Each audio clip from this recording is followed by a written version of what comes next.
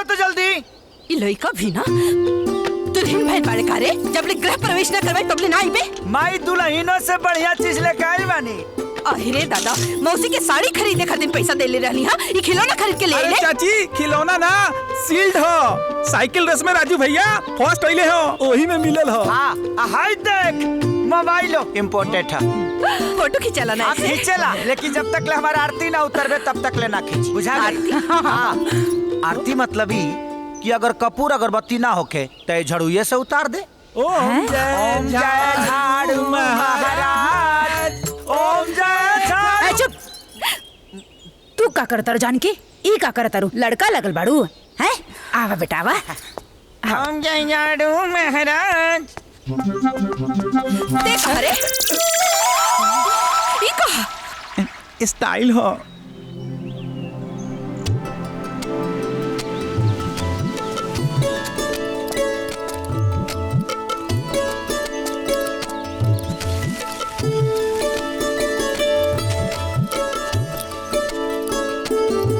प्रणाम। अरे गजब के आदमी बानी रहुआ। कितना दिन से रहुआ के समझावत आनी कि बड़ा आदमी वादा करेला और फिर भूल जाला। नेता नियन बुझनी और रहुआ बानी की बतिया के गांठ बांध के बैठ गई बानी। बाकी हम तो सुनले रहने की ब्रजदेव बाबू की जुबान पत्थर के लकीर होला। कुछ ना हो सकेला जाइए ही जैसे बुझनी। जी ठीक बा प्रणाम। रुक जा सही सुन ले माने लेकिन अफसोस ही बात कहा कि बैकुंठ जैसे आदमी की वजह से हमरा के कई बार शर्मिंदा होवे के पड़ेला। बैठा बैठा। जी जी धन्यवाद। अरे यार जी जी सीना तानी जी सूरज भान। अरे सूरज भान। जी जी जी जी का हाल चल बा? सब ठीक बा एकदम ठीक बा। कोनो तकलीफ ना बिल्कुल ना। अच्छा ठीक है चाय पियो। जी जी जी। घर आए मेहमान का इज्जत करा सीखा बैकुंठ। अरे सर जाए दें यही बहाने रउआ से मुलाकात तो हो गई। अरे मुलाकात तो हो गई और तो हर काम भी हो जाए। बताइए हम आपका क्या सेवा कर सकेला? रउआ के तो याद होखी बचपन में हमार बेटी राउर बेटी की जान बचौले रहल। तब रउआ हमनी के कुछ देवल चाहत रहनी। तब हम रउआ से कहले रहली कि जब जरूरत होखी तो मांग ले। आज उस समय आ गइल बा। हमरा बेटी के ब्याह तय हो गइल बा। हमरा राउर मदद के जरूरत बा। हमरा के सब याद है जौन वो दिन हमार बेटिया पानी में डूबत रहे तब तो हर बेटी जान बचौलस। जी जी वो हम कबहू भूल ना सकेला। ए बैकुंठ चेक दो।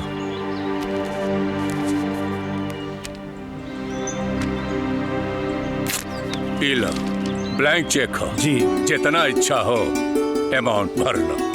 बहुत बहुत धन्यवाद बहुत बहुत धन्यवाद। रखा। नरना नरना नरना नरना नरना नरना। कारे आज कौन जंग छिड़ल बा? मने रोज रोज जंग छिड़ल बा। जा तनी साइकिल के सर्विसिंग करावे। अरे कितनो सर्विसिंग करा लेबे तोरी खटारा बुलेट ना हो जाई। हमरा बुलेट के बारे में कुछ मत बोल माई। नहीं तो का कर लेबे? हाँ जवन जवन कहबे तवन तवन करब। हाँ अच्छा हले पैसा हला। अरे माई हो माई का समय सा सही खुश रह तू माई। अरे हमर बेटा हो हमर बेटा पालिश मत मारा बेटा। ये पैसा हम खटारा खरीदन ना यूरिया खरीदन देले हैं। यूरिया हम मकई के खेत में छिड़के खाते जल्दी से लेके आवा। मने हमार मुंह बाल खाए खाती बेचैनी में बतर लो को यूरिया चाहिए। का कहले रे?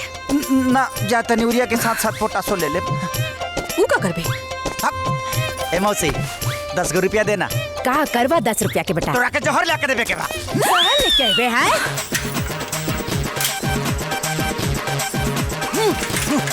अंदर जो जल्दी से।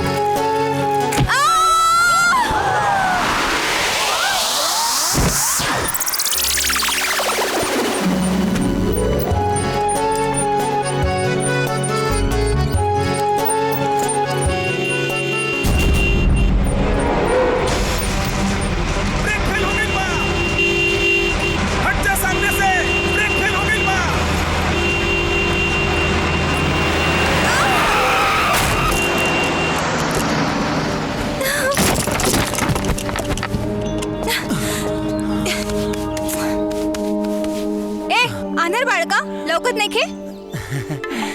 तोरा ऐसा ब्यूटी के देख आनर के साथ साथ इंसान बानरो हो जाए। हाँ, मतलब ही कि तोरा सेल्फी में हम आ जाती तो बहुत बढ़िया कहित। अच्छा, एनीवेज थैंक यू। अगर तू ना रहता तो पता ना का हो जाए। देखा बात ऐसा बाकी हमारा यहाँ केहू के जान बचला पर खाली थैंक यू ना बोलल जाला। हाँ? बात ऐसा बाकी थैंक यू के साथ साथ एगो दूगो चुमा दे के अपन काम के लिए कर लेवे के चाहिए। चुम्मा? ए ज्यादा मत उड़ा। हमार चुम्मा कोनो सत्यनारायण महाराज के प्रसाद ना हो जे तोहरा जैसन एरू गेरू गरीब के चुम्मा बाटत फिरब। ए माने हम गरीब बनी तो हमार कोनो हक नहीं खेल लेबे के।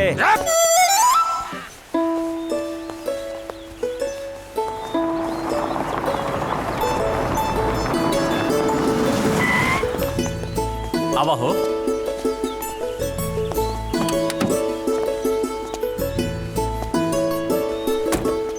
पापा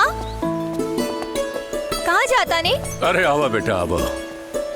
बिजनेस के काम खाते कुछ दिन ला दुबई जाता नहीं। का पापा आप कबो आराम ना करे नहीं घरे? इतना काम करे के कोनो जरूरत नहीं है। अरे बेटा काम करब तबे नु अपन बेटिया के धूमधाम से ब्याह करब। हाँ? अगर ऐसी बात बा तो हम शादी ही ना करब। पापा हाँ? आप सब काम धाम छोड़ के घरे बैठ जाए। पापा आप काम पे चल जाए नहीं तो हमके बिल्कुल अच्छा ना लगेगा। अरे अरे हमार लाडली बेटी, हमार लाडली बेटी। देखो तू अपन ध्यान रखियो, हम जल्दी आई। हाँ ठीक बा। देखा गुड गर्ल। हैप्पी जर्नी पापा। थैंक यू बेटा। बाय।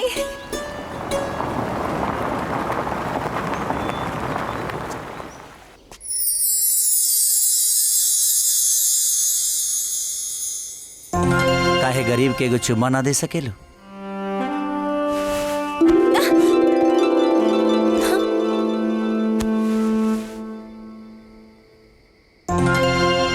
का भाई राजू ऊँघी नहीं खिलागत?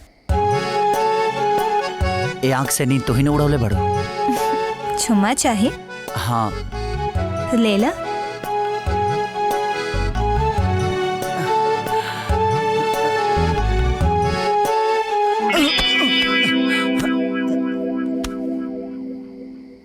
तब ये ठीक नहीं खे का हमार?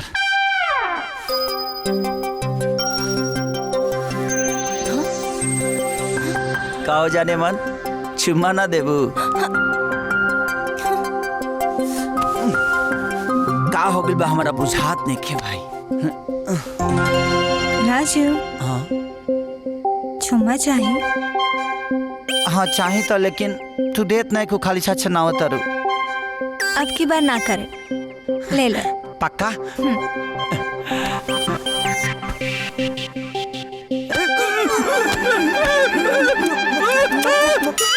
कारे भूत ते बीच में कहाँ से टपक ले रे? बाप रे बाप, हम ना जानत रहनी कि तोहर लेवरिया के वायरस इतना बड़ा हो गइल बा। बड़ा भाग से बच के लिए दादा। ते नो एंट्री में एंट्री करबे त तोरा बॉडी के साथे 5 मिनट वाला फिल्म बनी न गई रहित। मिसफायर मत करिए बाबू, सही निशाना पर फायर कर। वैसे हम तोहर करेजा के पोपी के घर के पता लगा ले बानी। का बात करता है? सच में? पक्का। हाँ? ए मतिया गतिया मोमबतिया सरस्वतिया के माई चूड़ी पहने पे।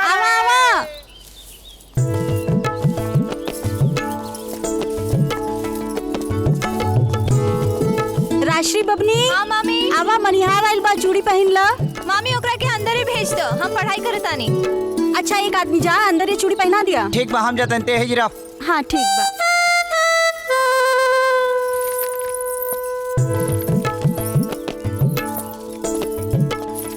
लाल पियर हरियर पियर की सतरंगी चूड़ी पहनाई मैडम जी। तोरा जॉन निक लागे पहना दो। मालकिनी, घर में बड़ा सन्नाटा बा, बाल बच्चन के चिल्पो नहीं खे सुनात। का कही मनिहार, ये तो एगो बदनसीबी बा। भगवान आज तक हमार गोद सुना रखले बाड़न। फिक्र नाक मालकिनी, हमरे लगे ऐसा चूड़ी बानू, एक बार जो पहले संतान उत्पत्ति के जोग जाग जाई। ऐसा नरम नरम मखमली हाथ में तो इंद्रधनुष से चूड़ी ठीक लगे। का हो गइल बा हमके? चूड़ी हार में भी वही नजर आवता। जहाँ रोग तहरा के चंपल है ना, ओकरे रोगी हम हो बानी।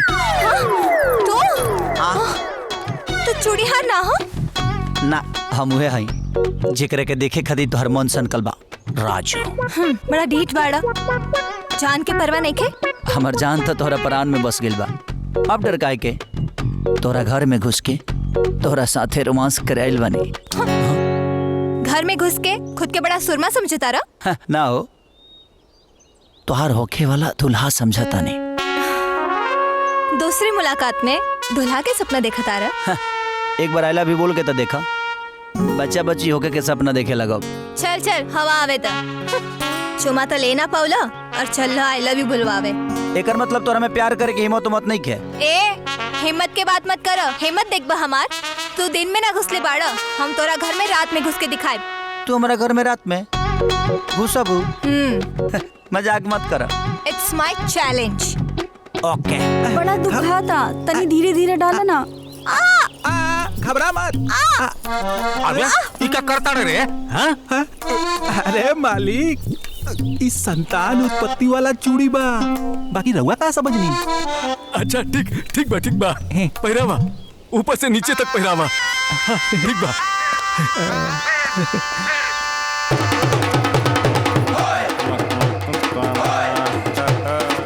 ओ माजी, तुसी तो बिल्कुल भी नहीं बदलिया सी, एकदम जस का तस हाजी। तू हमरा के पहचानत बाड़ा? और तुसी मैंने नहीं पहचानदी? नहीं। लगता है वो कोत्या राजू तेनू मेनू बारे में कुछ ना गल किया सी। ठीक बा, तब तू ही बता दो। माजी, हम जसपाल भट्टी। टट्टी? अरे टट्टी ना, जसपाल भट्टी, राजू का लंगोटिया यार। लंगोटिया यार? ओ माजी, ये टट्टी बट्टी मट्टी सब छोड़ो, मैं राजू नाल मिलके आन दिया। के भाई? जी बल्ले की कर रहे तुझे? पैक सैक लगाते हैं? सरदार जी 12 नहीं बजे, गलत घर में घुस गए, चलो निकलो। सरदार कभी गलती नहीं करता। तो से कहले रहले ना, तू हमरा घर में दिन में घुसले रहला, हम तोहरा घर में रात में घुस के दिखाए। ल घुस गए नहीं। अरे तू? अब हम चलत आने। अरे दादा, अब आ गइल बाड़ू तो रात भर रहिए के जा। तू जो ना लहर में बाड़ा ना, वो लहे वाला नहीं खे। देखा, अब ज्यादा मत तड़पावो, जल्दी से एगो चुमा दे देना। सरदार जी पाजी मेरे गले लग जाओ। अरे बड़े खिसियात कहे बाड़ा, तो हार दोस्त हमार दोस्त, और गला लगे तो और पास में आ जाए। हमारा खाती आम वाले की हमारा खाते इमली बच्चा ला उठा। ई का करत रहा? अंतर इतना बाकी तो ऊपर साफ बहने बीच में क्लियर बचल, हट ले। जो अब कह जी लौका बेचबो।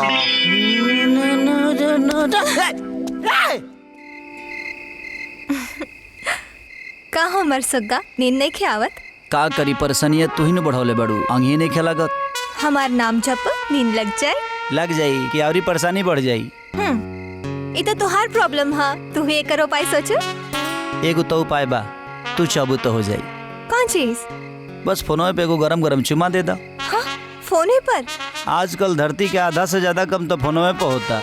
अच्छा जी, ऐसे कैसे मिल जाए चुम्मा?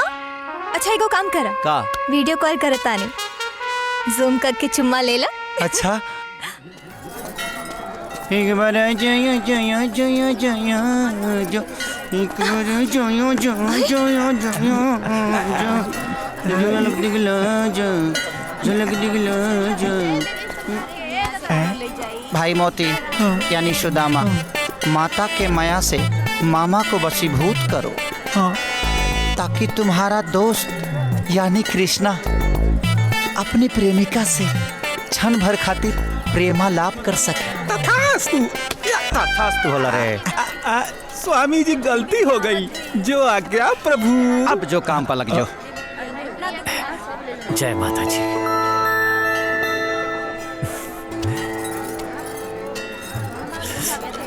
पता ना माता रानी कब दया दृष्टि करी है। केहू के बुरा भी तो नहीं के कैले बानी, फिर काहे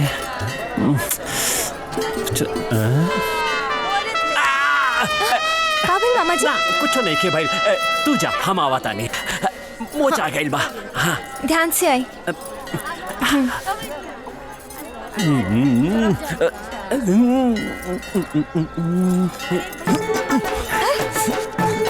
अरे चुप क्या करता भैया मंदिर के सामने? हाँ मने जाइबा के ना होने, देखो के ना होने, तू घरवा दला तो राखी बनल हट बुढ़ापा में।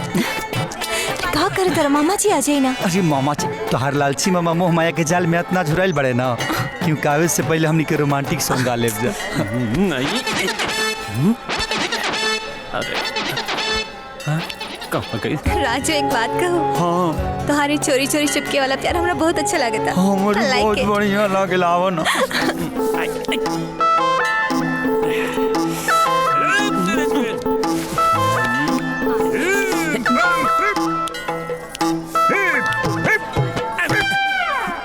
चल तू आई बला को टाल तू। लालच बुरी बला है बालक।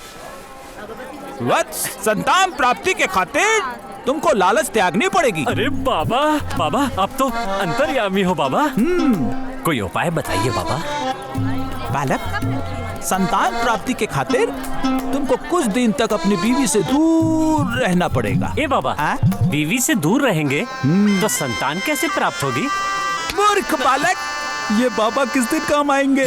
तुम अपनी बीवी को कुछ दिन के लिए हमारे पास छोड़ जाना। बलात्कारी बाबा, आसाराम के चेला हुए करे। आज के दिन भी खराब है, ना तो पैसे मिलल और न संतान प्राप्ति के योग। जाए तो प्लीज चुम्मा देता। अरे भांजी ये केकरा से प्यार करता रे? जीजाजी के पता चले वो हमारे इलाज करे, इससे पहले लड़का के इलाज हमरे के करे के पड़ी। चल अरे डाला डाला। हाँ ये रहल पंजा, ई ले दहल, ई ली गुलाम। तोरा जीत के खुशी में हो दिया बुझाइल ना त सारा ताश चले भीतर। हमेशा काहे हमार बीगे के पीछे पड़ल रहेला मर्दे। तू ई मंदिर के दिया के बारे में सोचल छोड़ दे। आज तोरे जिंदगी के दिया बुझे वाला बा।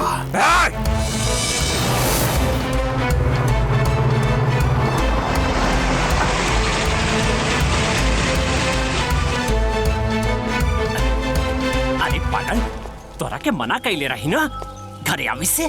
जब तू हमरे यहाँ आ सकेला तो हम तोरे यहाँ काहे ना आ सकेनी? अरे ज्यादा हुज्जत मत करा। ई बतावा काम भइल की ना? खाली काम नहीं खे भइल, बल्कि ससुरा के टपका देहनी। मतलब गुस्सा में हमार माइंड मेंटल हो गल रहे, यही से ससुरा के टपका देहनी। तू बोलले रहला तेही से दुब्बर पातर बा, लेकिन उस साढ़ रहे साढ़। देखा हमार का हाल कैले बा। ओके मारे में मेहनत डबल लागल बा, यही से हमके डबल मेहनत खातिर 1 लाख रुपया और चाहिए। देखा एको नया रुपया और ना मिली, कैसी जितना की सुपारी हम तोरा के दिले रहनी ना, अच्छा उससे ज्यादा के पान किया दिले बानी तोरा के।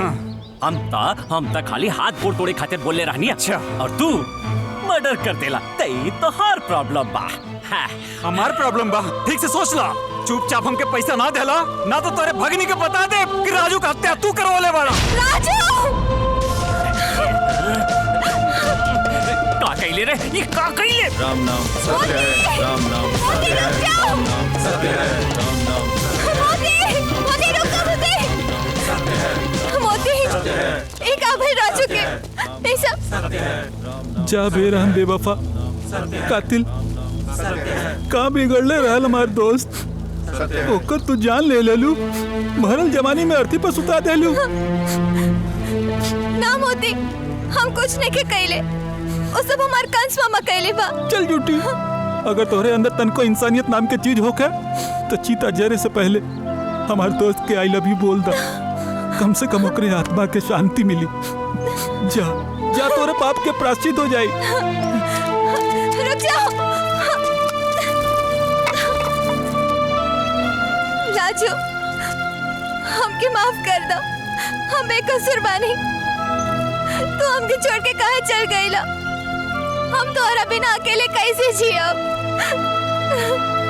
भगवान कसम हम तोहरा से बहुत प्यार करेनी। उठे राजू हमके गले लगा ला।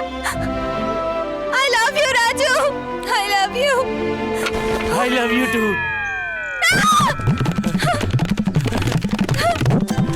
बचाओ अरे रुका बचाओ।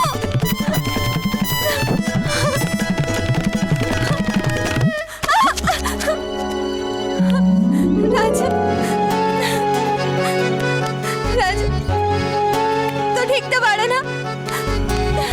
I love you Raju. तोहरा के कुछ भइल तो नहीं खेनो। पूरा दे तोरे सामने बा देख ला ठीक से। एको गुंडा बतावला रहले मामा के कि तोहरा के मार देलस। ओ तो के का लगला कि हमके केहू मार सकेला तो के पूरा फ्लैशबैक हम बताओ तनी।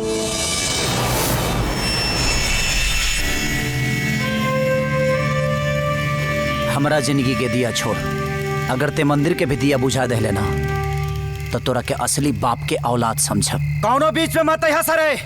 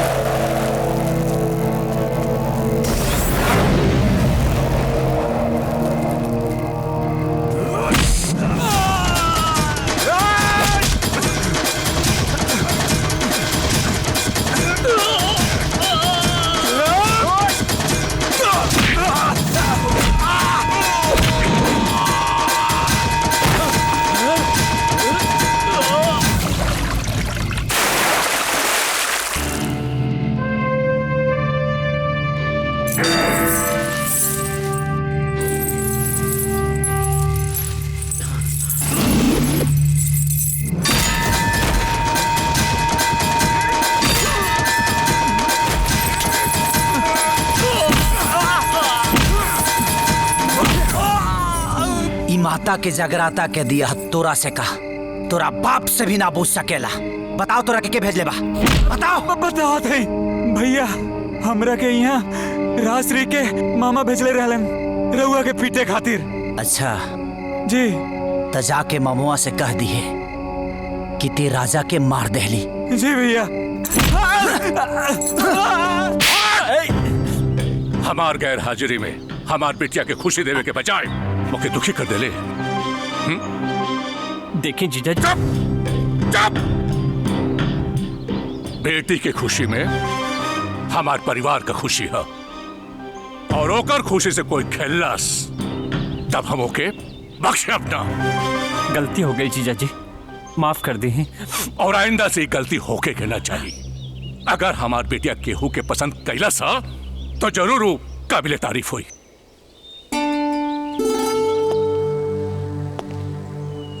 हम सही कहता ने ना बिटिया? जी पापा। का नाम है उनकर? राजू। अरे राजू कितना बढ़िया नाम है। ऐसा ले साहब कल है हम राजू से मिले जाए। ठीक बची जी। और हाँ और हमरा अपना बिटिया के पसंद पे जो है ना पूरा भरोसा है। जा बेटा जा। थैंक यू पापा। अरे बेटा। सामान रख ले बारू ना? तू रख ले बारू ना साहब? हाँ हाँ रख ले बानी। अरे का संजय? हाँ भाई। एक काका काकी के तीर्थ यात्रा पर ले जाता रे का? अरे बाबूजी खातिर दुबई कोनो तीर्थ धाम से कम थोड़ी ना बा भाई। बूझ गई नी काका के दुबई लेके जाता। हाँ सही पकड़ ला। अच्छा करत रहते। चाचा चाची तोरा बारे में सोच के बड़ा इलो अकेला महसूस करत तला और दुखी रहत तला। कम से कम तोरा साथे रहिलो तो खुश हो जाइलो। हाँ भाई, माई बाबूजी की खुशी में हमार तरक्की बा। You are great. तक अपना तरह आवारा निकम्मा बुझ ले हमार सरवन बेटा के। ए राजू, हमनी ला साक्षात देवता हा हमार बेटा। बस भगवान से यह प्रार्थना बा कि सब माई बाप के हमार बेटा जैसन संतान मिले। Happy journey Sanjay. ठीक बा भाई, चलो तानी सा। Bye bye. चल। हाँ। माई आई देख तोरा खाती काले अलवानी तनी से खा ले। ना हम ना खाए, तू जाके खा ले। देख नाटक मत कर, जल्दी से खा ले चुपचाप। अरे कह देली ना, तू लोग जाके खा ले। अच्छा काम करा, हमरे कर दिन रख दिया, हम बाद में खा ले। जब तक लेते ना खाइबे ना तब तक हमनियो के ना खा। हाँ। अरे हर बात में जिद काहे करेले? एक बार बोली तो समझ में ना आइल का? हमार तीज के व्रत था, आज हम ना खाइब ना पियब। तीज के व्रत? केकरा खाती करेली तीज के व्रत? काहे खाती करेली? जब भी हम सवाल करी लेना तो तोर जवाब थप्पड़ मार के दियाला। तीज ते ओकरा खाती करेली जेकरा अपना पत्नी के ख्याल नहीं खे, जे अपना बेटा के अनाथ बना के चल गई, जेकरा के आज तक हम देखले नहीं खे। खबरदार, जे आज के बाद दोबारा हमसे सवाल पूछ लेते हैं, हमार मरल मुंह देखिए।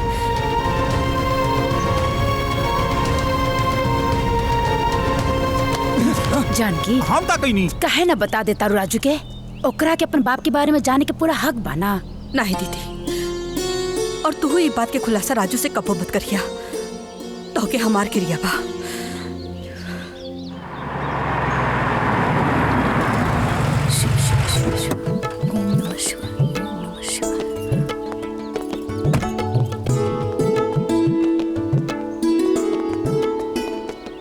भाऊजी प्रणाम। खुश रहा खुश रहा। राशि से तोहार बहुत तारीफ सुन ले रही हाँ, और आज मुलाकात भी हो गई। जी आई ना, बैठी भाऊजी। Thank you. माई कुछ नाश्ता पानी लेके आवा, राजश्री के बाबूजी आइल बनी। अरे सब तो ठीक है, तने हमरा के ये बतावा कि काम का करेला?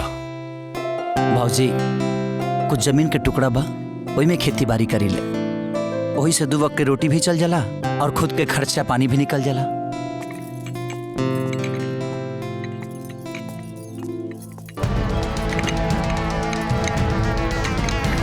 नमस्ते।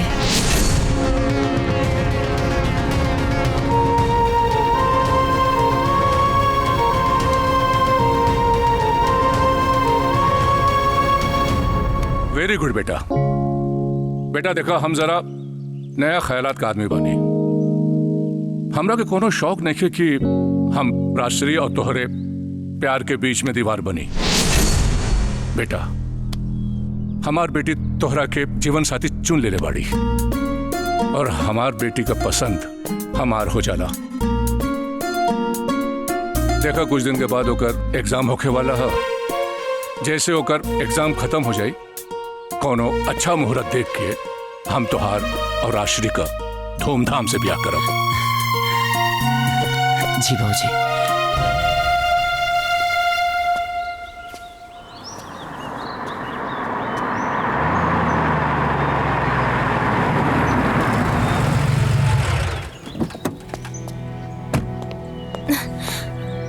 का बात बहन पापा?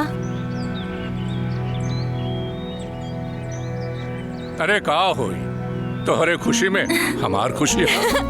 थैंक यू पापा, लव यू पापा। अरे हम हो तो तोके बहुत प्यार करीला, तोहरे सिवा ये दुनिया में हमार के हो। बेटा पहले तोहार एग्जाम, फिर तोहार शादी।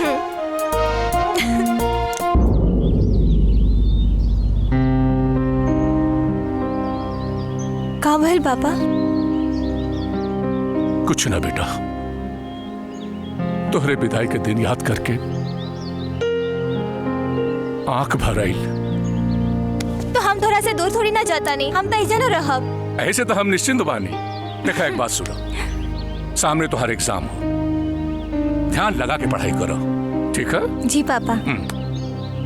पापा काले कॉलेज के आखिरी दिन हाँ हम एगो गेट टुगेदर पार्टी रखल चाहतानी और अपना सारा फ्रेंड से राजू के भेंट कराल चाहतानी। अरे तो रखा पार्टी मिलावा सबके का प्रॉब्लम है? Thank you. मजा है ना? तो रुका हम ड्रिंक लेके आवता नहीं। हाँ। का बस हाँ इतना बड़ा पार्टी में आयल बड़ा कम से कम ढंग के कपड़ा तो पहन के आयल तो। अबे घोचू पहले ते ही बताओ कि अच्छा कपड़ा पहन के ते का उखाड़ ले बड़े। सही बोला तड़ा, हमनी सब दाना डलते रह गई और सोन चिड़ैया ई उड़ा ले गई। अरे भाई इनकर चेहरा और कपड़ा पर मत जालो, ये बहुत सातिर बा। एकदम ठीक जगह पर निशाना लगैले बा कि शादी होते ही लाइफ सेट हो जाए। अरे यार हम टोटली कंफ्यूज बानी, राजश्री इस चिरकुट के चक्कर में फंस कैसे गई? सुन, प्यार ऊंच नीच कपड़ा लाता जात पात देख के ना होला, वो तो बस हो जाला, उतानी के समझ में ना भाई। अगर ऐसे बात बतो राजश्री के साथ हमनी बचपन से पढ़ी ला जा, उनके हमनी से प्यार काहे न भइल? तहनी में से कौनो करे लायक नहीं खसा। हाँ हमनी के झरिया के खेत के मुरे हई सन, अतु लंदन के राजकुमार। फोकट के दारू पीओ और अपना औकात में रहो।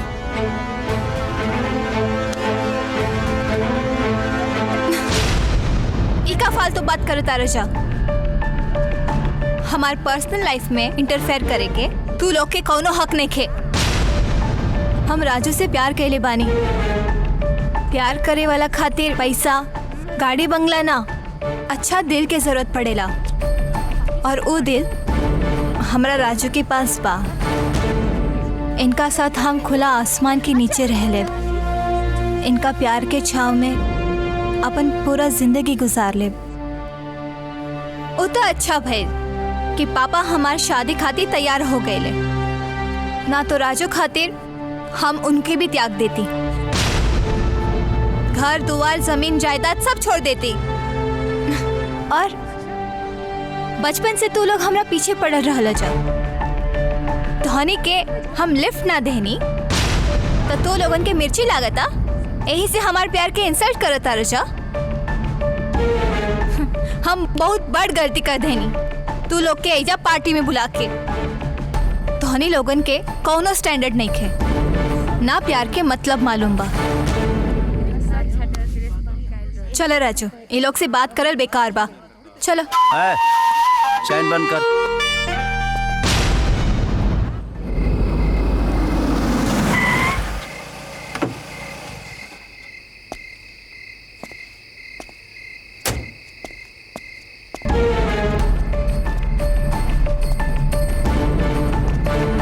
अरे बेटा सुना,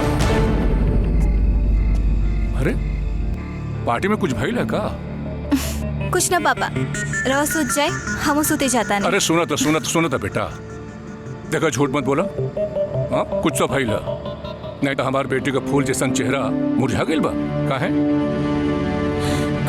बात बताई पापा, राजू की गरीबी से जब रवा के कोनो प्रॉब्लम नहीं खे, हमरा के नहीं खे, तो दुनिया वालन के काहे प्रॉब्लम होला? हमरा के पार्टी ना दिए के चाहत रहे। ना बेटा, इंसान की जिंदगी में जो कुछ भी होला ओकरा पीछे कौनो न कौनो खास वजह होला। अब केकर मुंह बंद करबू तू? ये सवाल हमरे भी मन में उठल रहे जब हम राजू के घर गए नहीं। राजू के घर का हालात देख के हम सोच में पड़ गए नहीं कि हमार फूल जैसन बिटिया उस घर में कैसे रही।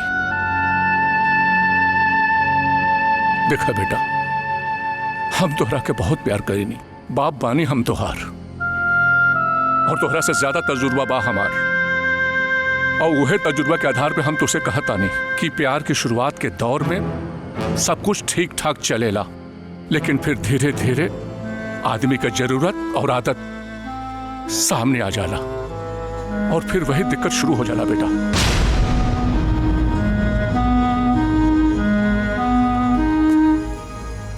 राजू बहुत नेक लड़का हो, बस तू अपने प्यार का वास्ता दे के ओकरा अंदर इतना ऊर्जा भर दो कि वो तोहरा के प्यार के साथ साथ जौन दूसर जरूरत है वो भी पूरा कर सके। अब देखा बेटा, हम यही बात अगर हम राजू के जाके कहब तो हो सकेला कि वो बुरा मान जाए। अब ये बात तोहरा के ओके समझावे के पड़ी। समझा दो ओकरा के। जी पापा, गुड नाइट। जा जा बेटा।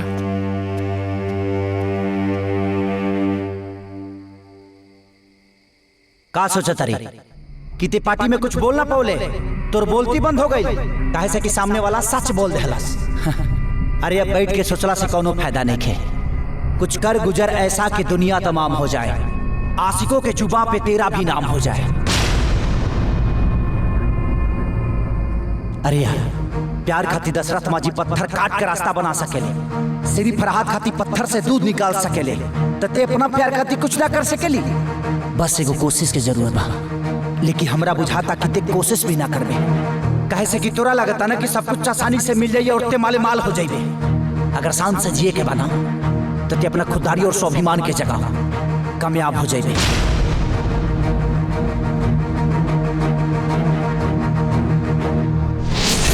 का भइल बबनी, आज इतना चुप काहे बाड़ू? कुछ ना मामी। अरे राजू, रवा सब बात करी जा, हम आवतानी। अरे आओ ना। बैठे जी। तुम लोग बैठा, हम जीजा जी को बुला के लेके आओ। राजू, हमरा पता ना रहे हमार फ्रेंड्स इतना बदतमीज बाड़े सन। काले खातिर सॉरी। अरे यार, एमे सॉरी के का बात बा? जौन भी कले से उठी के तो कहले सा, जौना सच्चाई के जानला के बाद भी हमरा आँख पर पर्दा रहला, ओकरा के उ खोल देला सा। तू हमरा खाती अपन पूरा परिवार छोड़े खाती तैयार बाड़ू, यहाँ तक ले कि जौन माई बाप तो के पैदा कैलस, पाल पोस के बड़ा कैलस, ओकरा के छोड़े खाती राजी हो गइल। तका हम तरह खाती कुछ ना कर सकीले? मतलब? अपना प्रति तोहर प्यार देख के हमार जमीन जागिल बड़ा श्री। हम ऐसा कुछ कल चाहता नहीं जौना से तोहरा जीवन में कोनो तकलीफ ना होके। लेकिन ये सब तो हमनी के बाना। लेकिन यह तो हम नहीं की चाहत। हम नहीं की चाहत कि घर जवाई बन के अपन जीवन काटी। हम ही चाहता नहीं जौना सुख सुविधा में तू पलाइल बाड़ू, बड़ा भइल बाड़ू, वो सुख सुविधा में हमने के होखे वाला बच्चा भी पलाओ और बड़ा होके।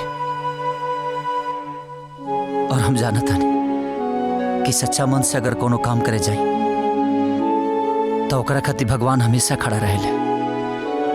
और हमरा साथे तोरा प्यार के साथे साथे भगवान के भी आशीर्वाद बा। शाबाश बेटा, तोहरा से यही उम्मीद रहे। भगवान हर आदमी के भीतर इतना हिम्मत और साहस भर के भेजरे बाड़ो कि वो राय के भी पहाड़ बना सकेला। राजश्री के माँ के गुजरला के बाद कंगाली के दौर से हम गुजरत रहनी हो। 2 वक्त रोटी के सिवाय हमरे पास कुछ ना रहे। फिर हम सोचनी कि बिना मतारी के, बिना सुख संपत्ति के हमार बिटिया के परवरिश कैसे हुई? का हमार बिटिया लावारिस और भिखारिन का जिंदगी जी? ना ना।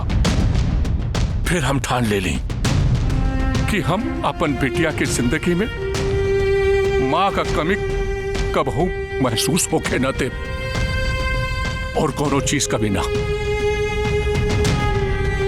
और फिर हम दिन रात मेहनत करनी हो, और आज यहां तक पहुंचल बानी हो। ए बेटा, तू भी यहां तक पहुंच सकेला और ये सब पा सकेला। तू भी पा सकेला बेटा। थैंक यू बाबूजी। बस हमके 6 महीने के टाइम दी। हम वादा करता नहीं कि इतना कुछ तक कहिए ले, ताकि शादी के बाद राजश्री की कोनो तकलीफ ना हो। वाह, तुम्हारे स्वाभिमान के हमार सैल्यूट बा बेटा। आज हमरा बेटी के पसंद पे हमरा के फख्र हो रहल बा। हमरा के यकीन हो गई आज हम अपना बेटी का हाथ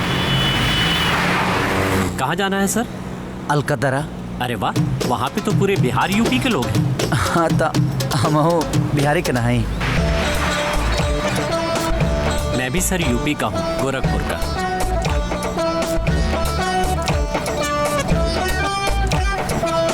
मर्दी तो दुबई में खाली शीशे की बिल्डिंग बा हो। कैसे कि यही जा गर्मी खूब पड़ेला ना, यही से पूरा शीशा के बाद।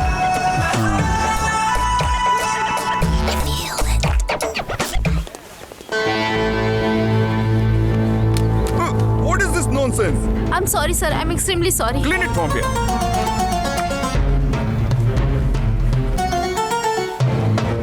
Clean it properly, baby. Right here. Clean.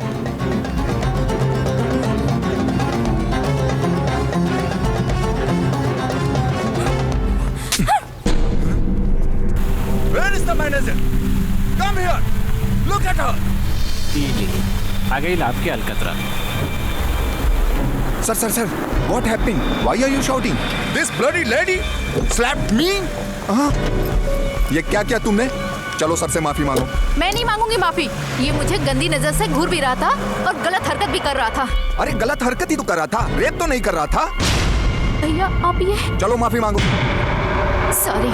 You bloody peoples! I'll never come here. Sir, please sir. रुका। रेस्टोरेंट में आइल बड़ा तो कुछ खा के जा। You too? अबे बर्गर भी जैसे पेट भर गई कि तो लिट्टी चोखा खियाई। You bloody peoples!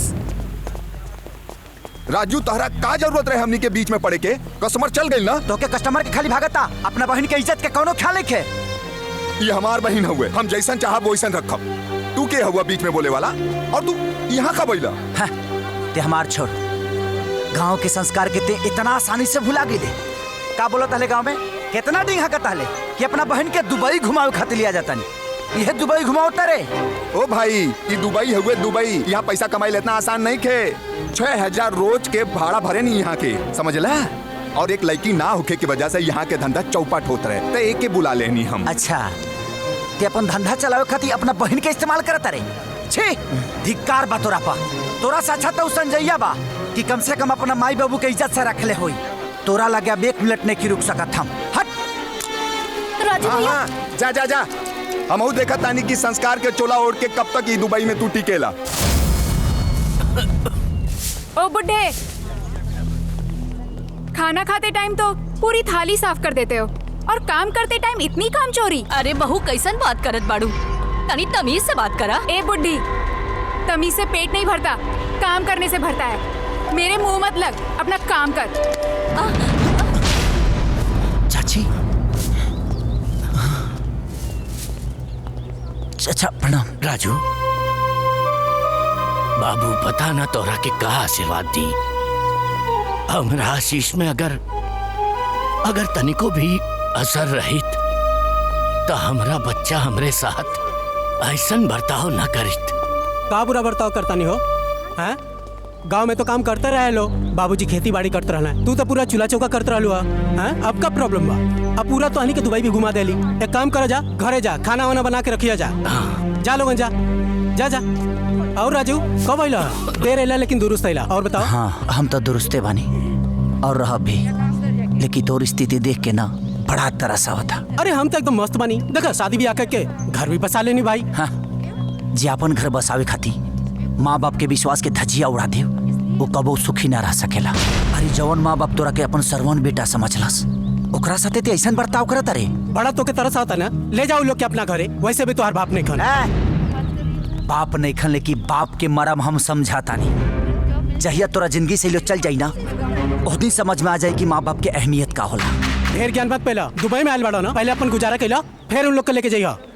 वो तो हम लेके जाइबे करब, लेकिन हाँ एक बात के अफसोस बा कि तोर कर तू दुनिया के ना बता पाए, ना तो शायद हर माँ बाप के विश्वास अपना बेटा से उठ जाए। और डार्लिंग कैसी हो?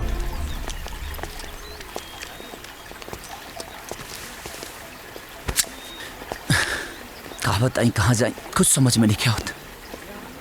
का बाबू बहुत परेशान लगा थोड़ा? अरे चाचा, रौरो घर बिहारे में बका। अरे एजा तो बहुत बिहार यूपी का लोग रहेला सन। का बताई चाचा जी, अपना 2 नालायक दोस्तन के चक्कर में हमें जी दुबई आ गए। और दोनों के दोनों धोखेबाज निकलस। अब समझे में नहीं खावत कि अनजान शहर में कहाँ जाई कहाँ ना, कौनो ठिकाना नहीं खे। ओकरा बाद हम केहू की जानत भी नहीं खे। एमे घबराए के कोनो बात नहीं के बाबू। कुछ दिन तो तू हमरे ही यहाँ रह सकेला, इंतजाम कर देब हम। हाँ? धन्यवाद चाचा। चल।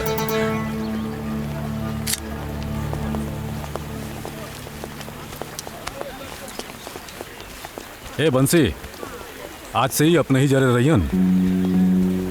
पगला गेल बड़ा का? ये एजा ना रही। काहे ना रहियन? अरे चलत रास्ते केहू के पकड़ लेला और कहत रह एजा रही। एजा रहियन। अरे बनारसी भाई समझाओ इनकरा के। का भाई लो ये के हा? अरे बनारसी, ये अपने ही गांव के बड़े। अरे एने ओने भटकत रहे तो हम ले ही नहीं अपना साथ है। एमे का बुराई बा? हम जबान देले बानी बाबू। अरे ये दुबई हुए, चलत रास्ते केहू के पकड़ के लिया के रखल ठीक बा का? ना अरे तो समझाओ इनके। अरे हम जबान देले बानी। ए मुंशी भाई, रामचंद्र भाई जवान दे देले बाड़न, अब का करबा? रख ला। ठीक हुए, मगर कुछ भी ऊंच नीच होई नु तो ओकर जिम्मेदारी होखी है, समझ ला? हाँ ठीक बा, हमरे जिम्मेदारी। जी थैंक यू। इला हरियर सब्जी ले लिहा। हाँ? थोड़ी मछली ले ले आई। जब देखत तब इनकर हाथ भर के जीभ भइल रहेला। जा सब्जी लेके आई है। ये दोनों बूढ़ा के चक्कर में कुछ खायो कि ना मिली। हेलो। हाँ प्रणाम मौसी। खुश रहा बेटा, पहुँच गई ला? हाँ मौसी पहुँच गई। माई कहाँ बिया? बड़ी बड़ी ऐजे बड़ी ला बतियावा। हेलो। हाँ बेटा, बढ़िया से पहुँच गया है ना? हाँ गोड़ लगता नहीं माई। खुश रहा खुश रहा। अच्छा ये बतावा, मनोहर के घर में रुकल बाड़ा के संजय के? ना माई, हम जहाँ भी बानी बहुत ठीक बानी। जेकरा लगे बानी ना एकदम परिवार खानी बालो लो। अच्छा नौकरी लग गई ना तुहार? ना माई अभी नौकरी पर नहीं लागल, लेकिन बहुत जल्दी लग जाए। ठीक बा माई, गोड़ लगता नहीं। खुश रहा। तनी अब करेजा के फोन लगावे था। एक है। Hello. Hi baby, my sweetheart, I love you, I miss you. Shut up, nonsense, you idiot rascal. Who's there? अरे तो हाथ सैया जी बोलता नहीं? सैया जी? राजू? तू पहुँच गई ले दुबई? हाँ हाँ हाँ। अच्छा सुनो, वो बहुत एडवांस जगह बा, तो काम धाम पे ध्यान दी है और वो नंगी पुंगी अंग्रेजन से ना दूर रही। का तो के अपना सैया पर भरोसा नहीं खे? भरोसा बा, खुद से ज्यादा। अच्छा बताओ, तो के हमारी याद था कि ना? तो के का लगता कि तो हर याद हमके ना भाई? हमरा कैसे मालूम, तू बताओ ना। जब सर की ना तब बुझ जाइए।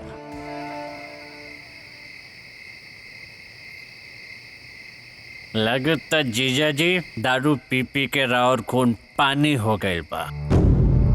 ऐसे अपन लाडली बेटी के जीवन के डोर वो नंगा भिखारी रजुआ के हाथ में दे देले बानी। बैकुंठ, तू कबहू पतंग उड़ैले बड़ा?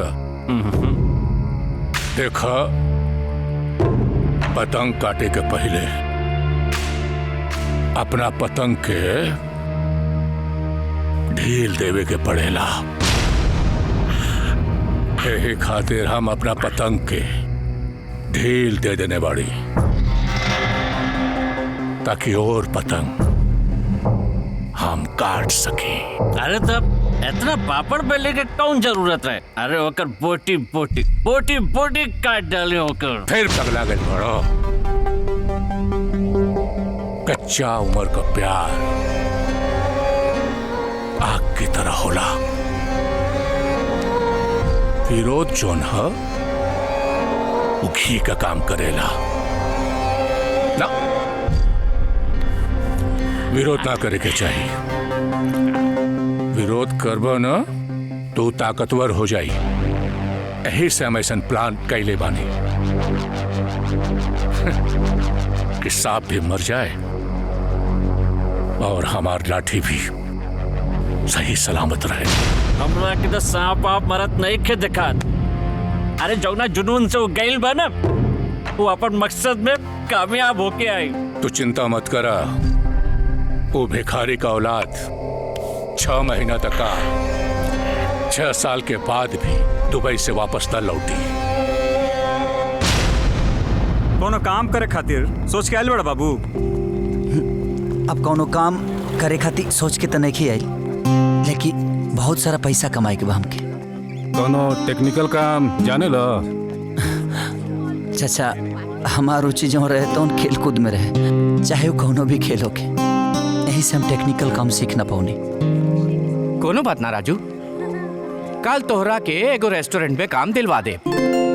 लेकिन हमारा पास टाइम मात्र 6 महीना बा, और 6 महीना में हमके बहुत सारा पैसा कमाए के बा, और बहुत सारा पैसा कमाए खातिर हमके बड़ा ही काम करे के पड़ी। कोनो बड़हन काम मतलब कोनो चोरी डकैती करे के इरादा तो नहीं है ना? अरे ना चाचा, चोरी डकैती करके ना, मेहनत करके कमाए के बा। हाँ ठीक बा, जबले बड़ा काम ना मिलता तबले रेस्टोरेंट में काम कला, 2 पैसा बचबो करी और खर्चा खुराकी भी चलत रही। और वो कहावत सुन ले बड़ा ना कि बूंद बूंद से घड़ा भरेला। हाँ ठीक बा।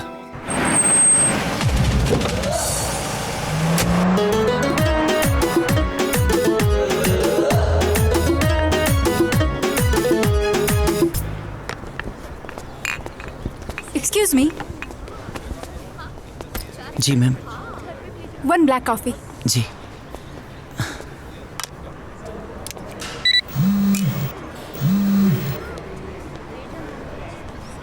हेलो। हेलो।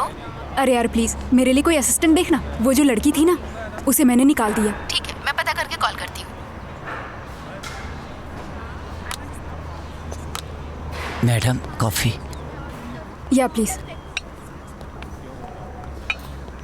हिंदुस्तानी लगते हो। जी, और आप?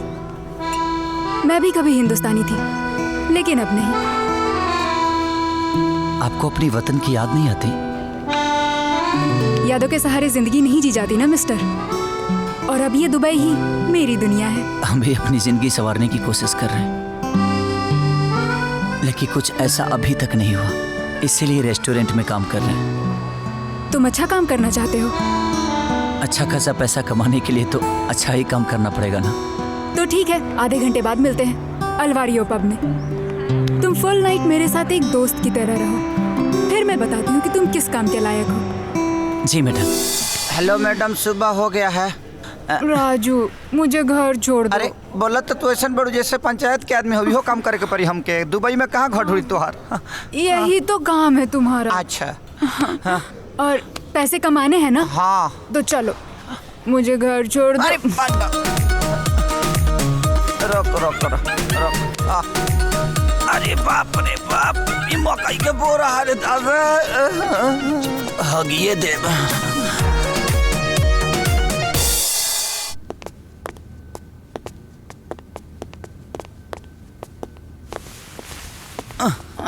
राजू बाय। तुम पूछ रहे थे ना? हाँ। कि तुम्हारा काम क्या है? हाँ। तुम्हारा काम है मुझे खुश करना। देखिए मैडम, जिसे आप खुशी समझ रही ना, दरअसल वो हवस है। ओ शट अप यार, तुम बस जो मैं कह रही हूँ वो करो और मैं तुम्हें माला माल कर दूंगी। देखिए बात ऐसा है कि मेरी तिजोरी बहुत कीमती है, उसी को संभाल के रखने के लिए मैं यहाँ कमाने आया हूँ। तो इसका मतलब है तुम किसी लड़की से लव करते हो? जी, और हम लोग का शादी भी तय हो चुका है। तो इसमें क्या प्रॉब्लम है? शादी उससे कर लो और प्यार मुझसे।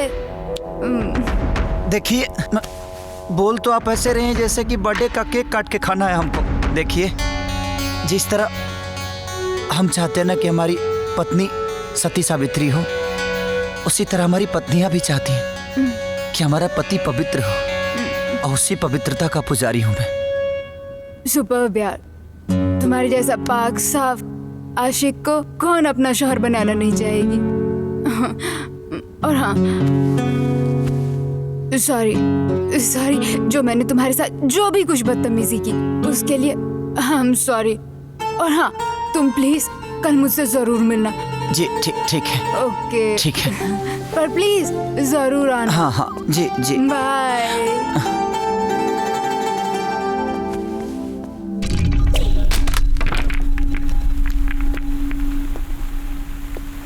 Good morning madam. आओ, मुझे तुम्हारा ही इंतजार था। मैं चाहती तो ये बात तुम्हें कल भी कह सकती थी, लेकिन कल मैं बहुत नशे में थी, तो मुझे पता था कि तुम मेरी बातों पे विश्वास नहीं करोगे। ऐसी कौन सी बात है मैडम? बताती हूँ। पहले तुम मुझे एक बात बताओ कि तुम अपने प्यार को संवारने के लिए और पैसे कमाने के लिए दुबई आए हो ना? जी मैडम। कितने पैसे चाहिए तुम्हें? मैं एक साधारण परिवार से हूँ और साधारण इंसान हूँ। मैं जैसा भी हूँ बहुत खुश हूँ, लेकिन राज सिर्फ बड़े घर से बड़ी गाड़ियों में घूमने की उसकी आदत है और मैं नहीं चाहता कि मेरी वजह से उसको अपनी आदत बदलनी पड़े। वाह, कितने नेक ख्याल है। और राजश्री कितनी किस्मत वाली है। अब मैं सीधे पॉइंट पे आती हूँ। मैं तुम्हारी 30 लाख की हेल्प करना चाहती हूँ। सॉरी मैडम, मैं यहाँ मेहनत करके पैसे कमाने आया हूँ, किसी का एहसान लेने के लिए नहीं। मैं जानती थी कि तुम्हारा जवाब यही होगा और मैं तुम्हारी खुदारी को सलाम करती हूँ, लेकिन मैं चाहती हूँ कि पहले तुम अपना घर बसा लो और फिर मुझे पक्का यकीन है कि तुम पैसे कमा के मेरे पैसे वापस कर ही दोगे। सॉरी मैडम, मैं ये सब नहीं कर सकता। राजू, जज्बातों में लिए हुए फैसले अक्सर सही नहीं होते। सोचो, अगर तुम्हें कमाने में 2-4 साल लग गए तो क्या राजश्री तुम्हारा इंतजार करेगी? और मान लो कि इंतजार करती भी है, तो क्या तुम अपनी खुदारी के लिए अपनी मोहब्बत को इतनी तकलीफ में देख पाओगे?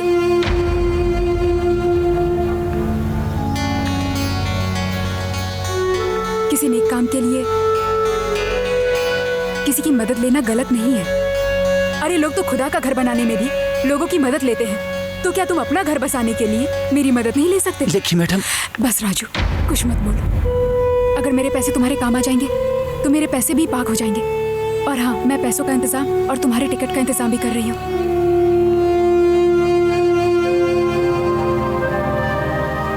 मैं किन शब्दों में आपका शुक्रिया अदा करूं, मैं खुद नहीं समझ पा रहा हूँ। शुक्रिया अदा करके मुझे शर्मिंदा मत करो और तुम अपने वतन जाने की तैयारी करो। जी मैडम।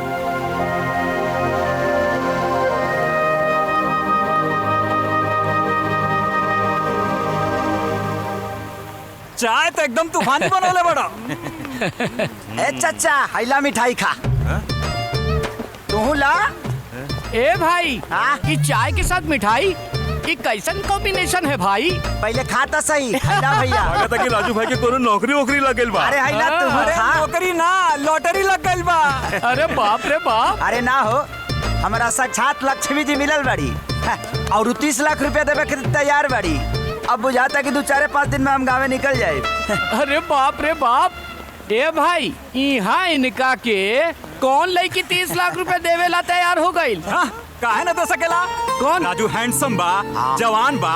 अरे उछकरिया का दिल आ गल एकरे ऊपर। अरे भाई, जब बात दिल के आ जाला तो दिलवर कुछ भी कर गुजरेला। बात यहाँ दिल और दिलवर के नहीं खे, कभी कभी दोस्त भी फरिश्ता बन के आ जाला। वाह वाह, क्या बात है।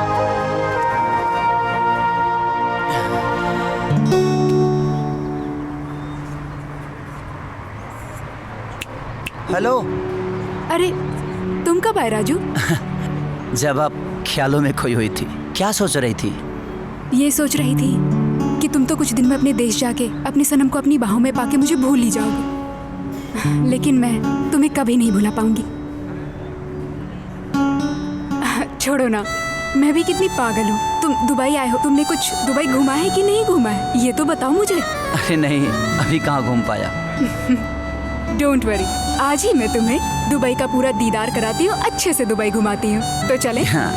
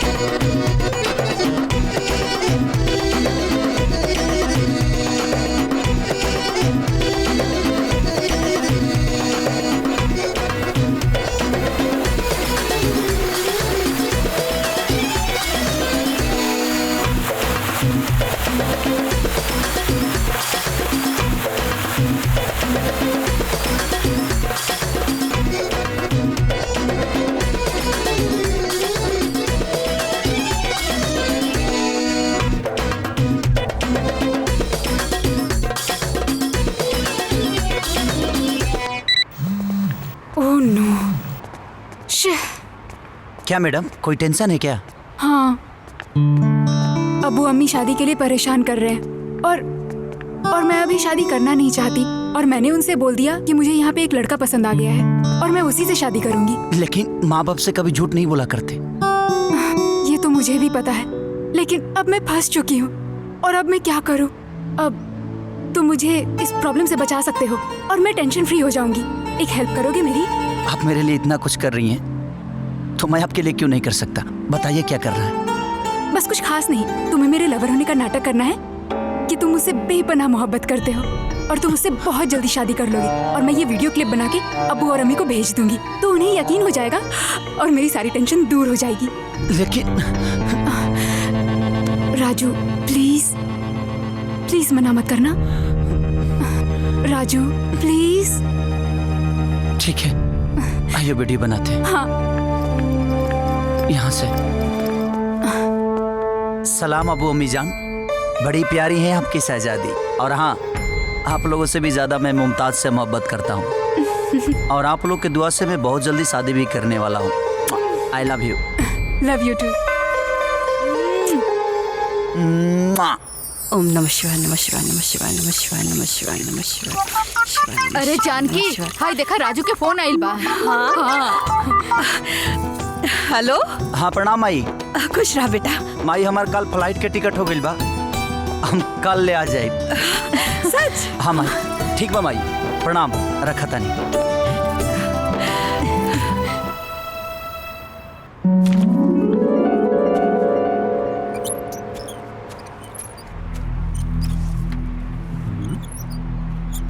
पकड़ मजबूत रखा भांजी, ना तक कौनो दिन राजू तोरा हाथ से निकल जाई।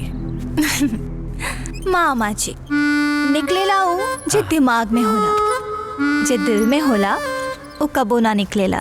तू बहुत नादान बाड़ू भांजी। अरे दुबई जैसन रंगीन जगह पे गईला के बाद अच्छा इंसान के ईमान डोल जाला। अरे हम कितना लोग के जाने ली जे दुबई गईले, ओही जाके मालदार लड़की के फंसा के ओही जे बस गईले। और राजू तक गबरू जबान बाड़े। अगर कहीं अमीर बने के चक्कर में कोनो लड़की के दिल दे देले तब। आजकल के नौजवान टेक्नोलॉजी जैसन रिश्ता बदलता रनसन।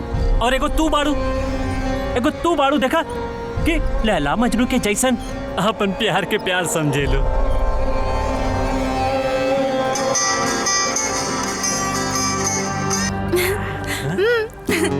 हेलो राजू। का करे जा, का हाल बा? पहले अपन बताओ। हमारे एकदम ठीक बा। एगो सरप्राइज दी। नेकी और पूछ पूछ बताओ ना, पहले एगो चुम्मा दो। चुम्मा? हाँ। अब बताओ। कल हम घरे आ रहल बानी। का? तो सच में घर होता ना? हाँ। पैसे रख लिए ना? हाँ। ये लो तुम्हारा टिकट। और हाँ, पासपोर्ट कहाँ है तुम्हारा? पासपोर्ट जेब में नहीं रखते, मैं इसमें रख रही हूँ और ये एक साथ रख लेना, ठीक है? जी। ये अपने बैग में रखो। राजू, मैं तुम्हें बहुत मिस करूंगी। हैप्पी जर्नी, अच्छे से जाना। Thank you. Bye Raju. By.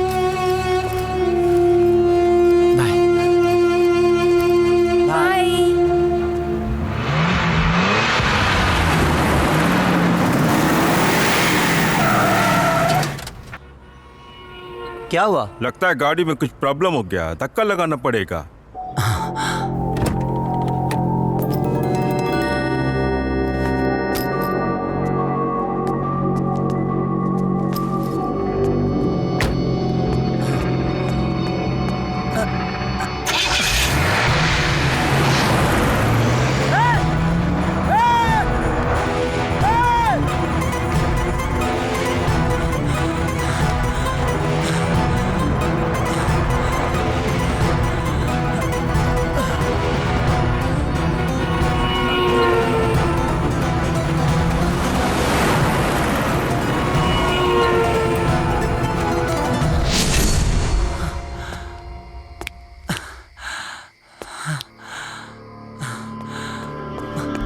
भैया।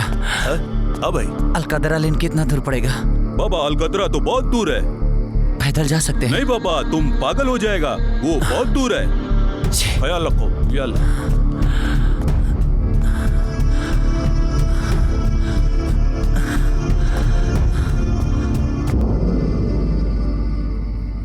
अरे जानकी, खाना काहे नहीं को खात?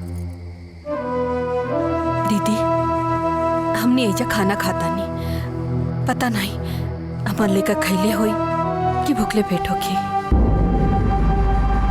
तोहरा के का लगता राजू एजा भूखल होई? नहीं, वो खा पी के मस्त होई। और एक दिन ना खाई तो का फर्क पड़ी? जब वो एजा आ जाई तो तू अपने हाथ से खिया दिया। चला चला खाना खा, चला। चिंता कैले बाड़ू।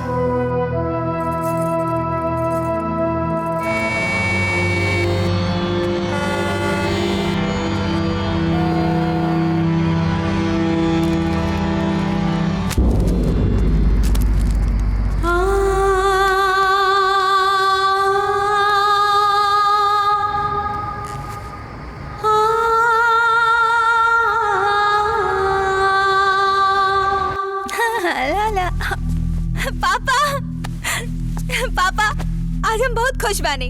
राजू दुबई से वापस आवता रे। का भइल पापा, रवा खुश नहीं खी?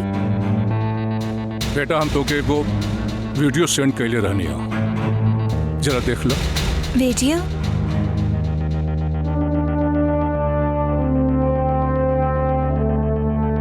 सलाम अबू अम्मी जान, बड़ी प्यारी है आपकी शहजादी। और हाँ, आप लोगों से भी ज्यादा मैं मुमताज से मोहब्बत करता हूँ, और आप लोग की दुआ से मैं बहुत जल्दी शादी भी करने वाला हूँ। I love you. Love you two.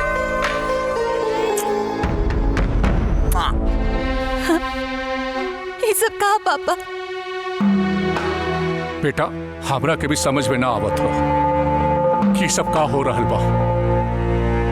हम राजू के फोन करता नहीं।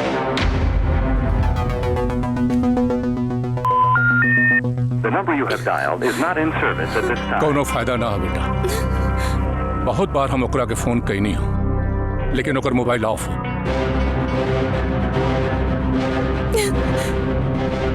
देखा बेटा, हमरा के लागत है कि राजू तोहरा के धोखा देत बा।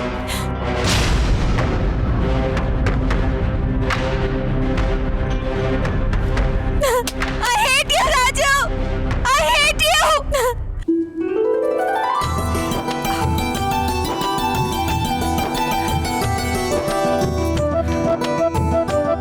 ये सब का इस सगाई के सगुन हा। हमार बेटा अरब से कमा के आवता।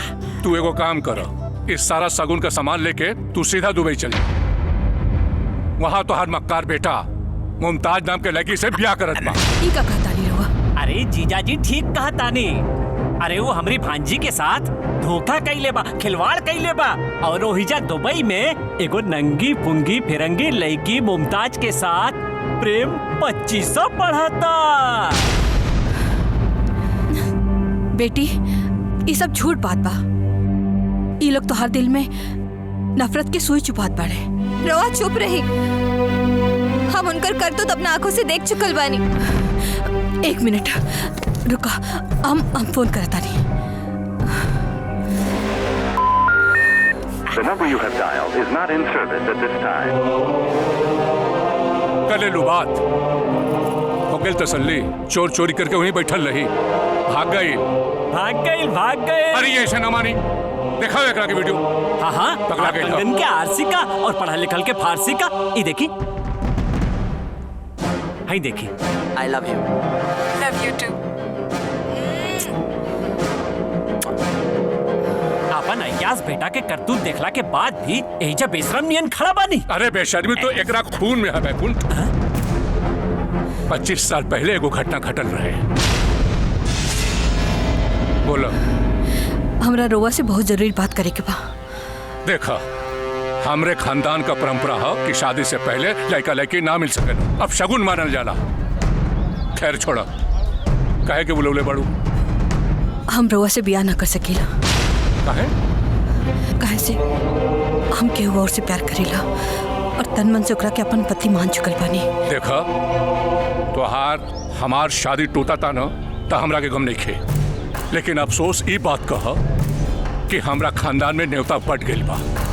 अगर यही बात तू पहले बता दे तो कम से कम हमार खानदान शर्मिंदा होके से बच जाए। 25 साल पहले हमारे ब्याह एक साथ तय भइल रहे, फिर गांव के कोनो कुकुर के साथ ही भाग गई और वही घटना आज एकर बेटा हमार बिटिया के साथ दोहरा रहल बा। बस बस ब्रजदेव सिंह बस। हमार बेटा नाजायज ना, हमार पति ही ओकर पिता हवे। ढेर चला के मत दिखावा। ये तोहार सुहागिन बनेगा चाल जो है ना, केहू जाने या न जाने, हम अच्छी तरह से जानीला। और ये तो नाजायज बेटा आज तक अपने बाप का चेहरा ना देखलस। बाप रे बाप, सब क्लियर हो गई। देख लू भांजी, अरे रजवा तोहरा से ना तोहार धन दौलत से प्यार करत रहे और यहाँ कुछ ना मिलल तो दुबई में जाके एगो रईस जादी के फंसा लेला। हाँ बिटिया, वो कमबख्त तोहरे प्यार के साथ धोखा और विश्वासघात करी। नहीं बेटी, तू ई धोखेबाज के साथ दिल मत लगावा, ओकरा की जूती पर रखो। वो प्यार तक का नफरत के काबिल भी नहीं थे बेटा। नहीं बेटी, ऐसा बात नहीं। बस चल जाए हमरा घर से। अरे जाई जाई जाई।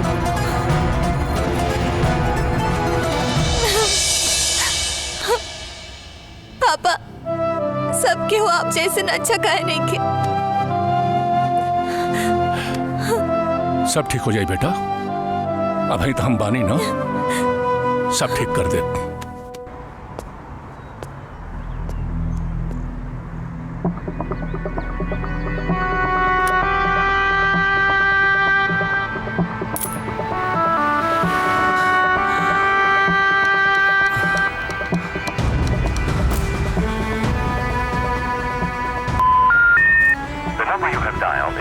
धासरी की फोन काहे बंद बा?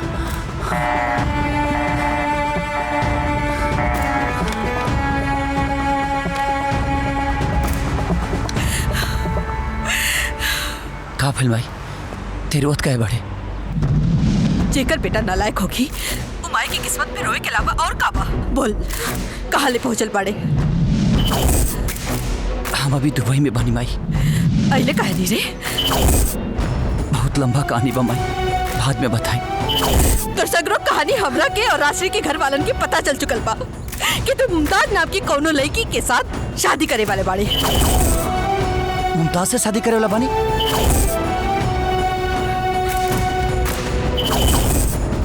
माही वो वीडियो तो चुप कर नालायक। अरे तोहरा के ऐसा कुकर्म करे के रहे तो हमरा से बोल देते।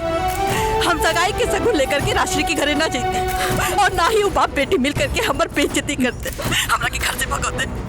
अब राशि के दिल में तोहरा खातिर खाली नफरत बा और होके भी काहे ना तू कमरे से कहले बाड़े। तर बाप विदेश गइले कमावे खातिर, लौट के ना आइले।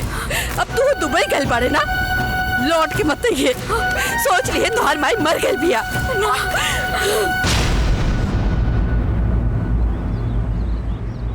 और वो जो रहे ले दे के वहीं गिर गई। क्या बात है?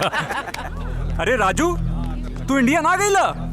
अरे राजू भैया, का हालत बनोले बड़ा? का हो गई तारा के भैया? का हो गई बतावा?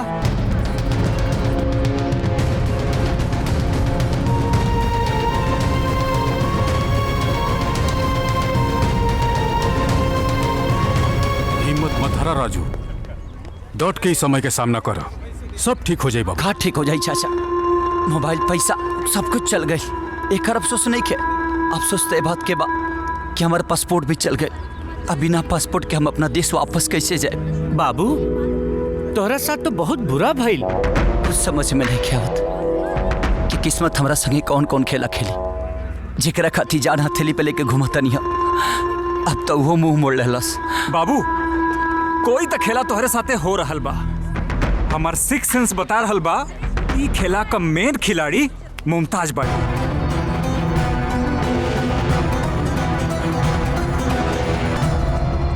थैंक यू सो मच सर, आपने मेरे भाई का ऑपरेशन कराया और उसकी जान बचाई। मुमताज, आने वाली पीढ़ी को मेरे नाम का मिसाल दिया जाएगा कि जुबान हो तो ब्रजदेव जैसा। अब तुम ही बताओ कि हम तुम्हारा काम कैसे नहीं करते? अरे तुमने भी तो मेरा बहुत बड़ा काम किया है। वैसे एक बात तो है, वो लड़का एकदम बुद्धू है। कभी कभी तो मुझे उस पर बहुत दया आती है। इश्क में अच्छे अच्छे बुद्धू और अंधे हो जाते हैं। अब तुम जल्दी से मेरी नजरों के सामने उस कमबख्त का पासपोर्ट जलाओ।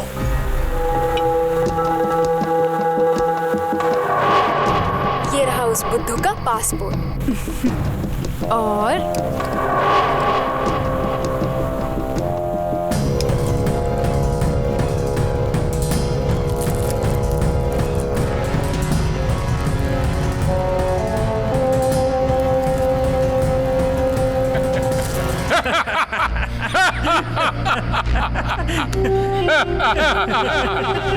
देखा? India India. वाह ससुर जी वाह। अब आवे वाला पीढ़ी के एगो और नसीहत मिल जाई कि पक्का जुबान वाला आदमी पर हमेशा विश्वास ना करे के चाहिए। कहे से कि उमे से कुछ लोग कायर होला, रौरा खानी। हम कायर नहीं खी और न रहनी। अपनी बिटिया के प्यार में मजबूर बानी।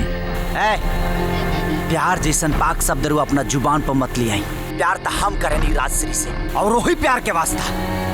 अगर वो प्यार से मांगले रहती ना तो खुशी खुशी अपने प्यार के कुर्बानी दे देले रहती। लेकिन अब का उखाड़ ले बे?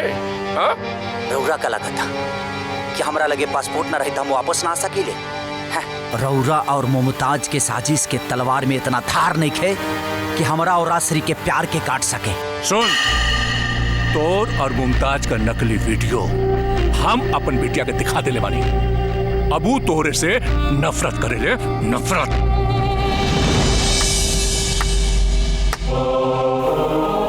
वाह पापा वाह।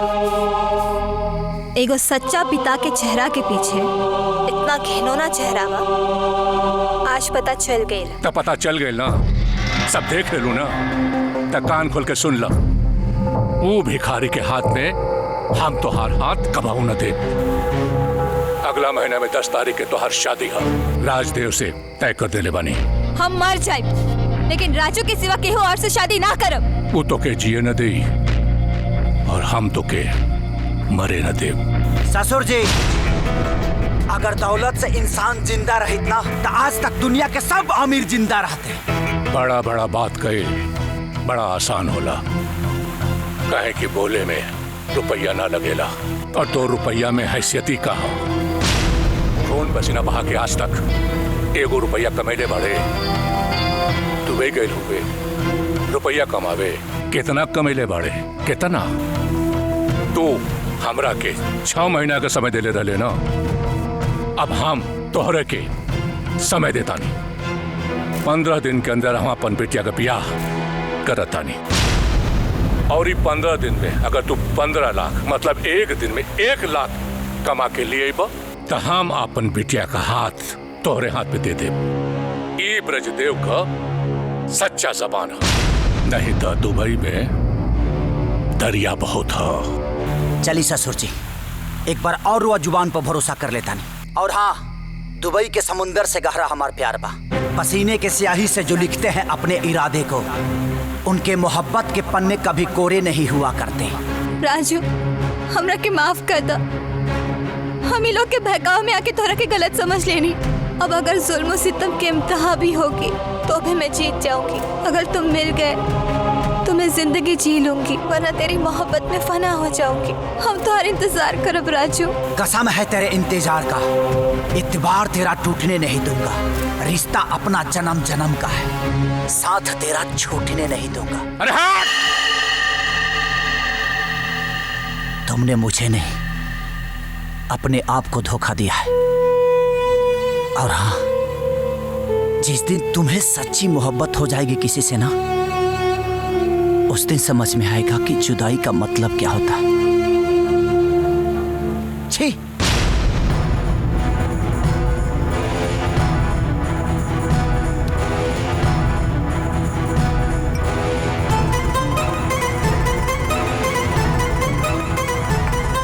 जिस दिन तुम्हें सच्ची मोहब्बत हो जाएगी किसी से ना, उस दिन समझ में आएगा कि जुदाई का मतलब क्या होता है। चल अच्छा भाई, मुमताज और अपने बाप का असलियत राजश्री के मालूम चल गई और उनका शक भी दूर हो गई। हाँ भैया, अब जाके दिल के सुकून मिलल बा। अगर ये सुकून के हमेशा जिंदा रखे के बना तो हमके 15 दिन में 15 लाख रुपए कमाए के पड़ी और अपना वतन जाए खातिर पासपोर्ट के इंतजाम करे के पड़ी। काहे कि मुमताज हमारा पासपोर्ट जला के राख कर दिले भैया। हर जलता हुआ कागज पासपोर्ट नहीं होता राजू। ये देखो, यही है ना तुम्हारा पासपोर्ट।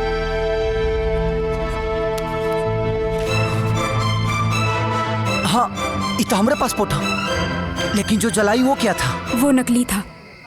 सॉरी राजू, उस दिन मैं इतनी मजबूर थी कि तुम्हारे दिल के साथ खिलवाड़ करना पड़ा, लेकिन अब मैं आजाद हूँ और मैं तुम्हारे साथ हूँ। राजू, तुम बहुत ही अच्छे इंसान हो और अब मैं तुम्हारी मोहब्बत की रफ्तार को ना रुकने दूंगी और ना ही झुकने दूंगी। और रही बात 15 लाख कमाने की, तो तुम कमा सकते हो। मैडम, बैंक लूटना है या किसी का मर्डर करवाना है? डेड और अलाइव फाइट करनी पड़ेगी। हम करा, काहे कि हमके पैसा चाहिए। पगला मत बाबू, जिंदगी और मौत के खेल है। ये बहुरूपिया के फेरा में मत पड़ा बाबू। हमरा के बुझाता जे तारा ससुर का साथ मिलके तारा के कोनो बढ़न नुकसान पहुंचाला के प्लान बनवले बियाई। प्लीज अंकल जी, मुझे गलत मत समझिए। अब मेरा सिर्फ एक ही मकसद है, राजू और राजश्री का मिलन। और डेड और अलाइव जिंदगी और मौत का खेल है। जो मौत को मारकर जीतता है, इनाम भी उसे ही मिलता है। लेकिन राजू, इसमें रिस्क बहुत है, जान भी जा सकती है। इश्क में जीने के लिए हर रिस्क उठा लूंगा। अगर मौत भी आई ना तो महबूबा समझ के गले लगा लूंगा। Welcome to the ring of dare to fight. जो जिंदा वो सिकंदर, जो मर गया समझो गटर के अंदर। और जीतने वाले को मिलेगा 1 लाख दिरहम। आज का मुकाबला पाकिस्तानी हुसैन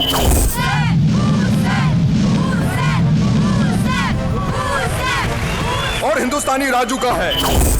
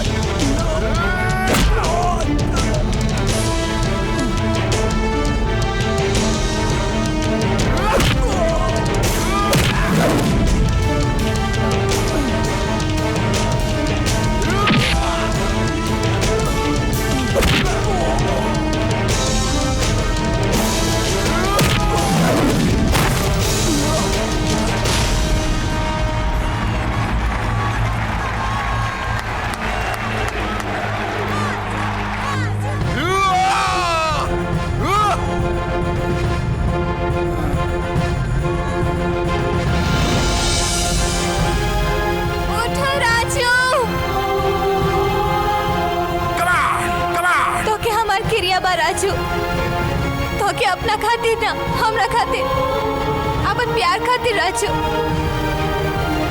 राजू उठा, काहे से कि तेरे बिना एक पल भी जियल मुश्किल बा। राजू उठा, राजू उठा, राजू तो कि हमार कसम। राजू उठा, उठा राजू, थोड़ा के जीते के पड़ी। राजू थोड़ा के लड़े के पड़ी, हमरा खाते, अपन प्यार खाते। उठा राजू, उठा, उठा। राजू उठो।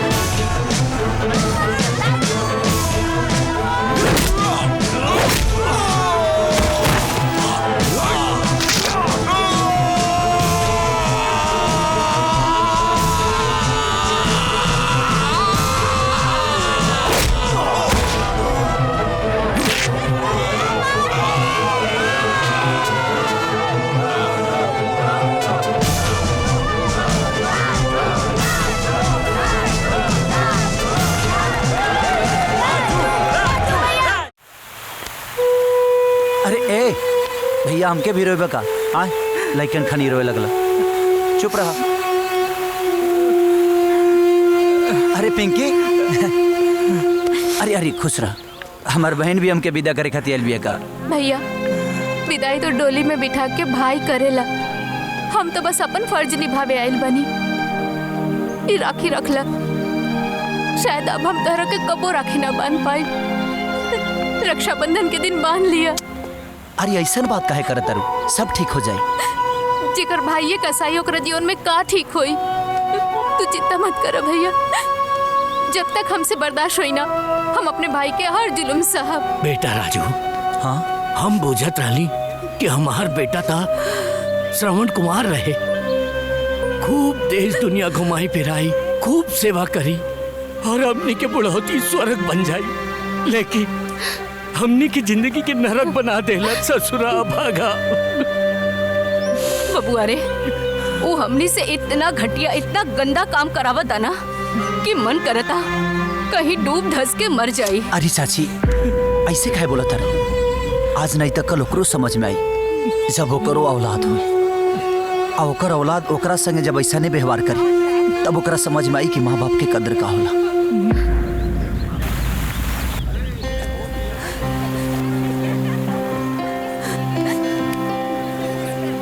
चाचा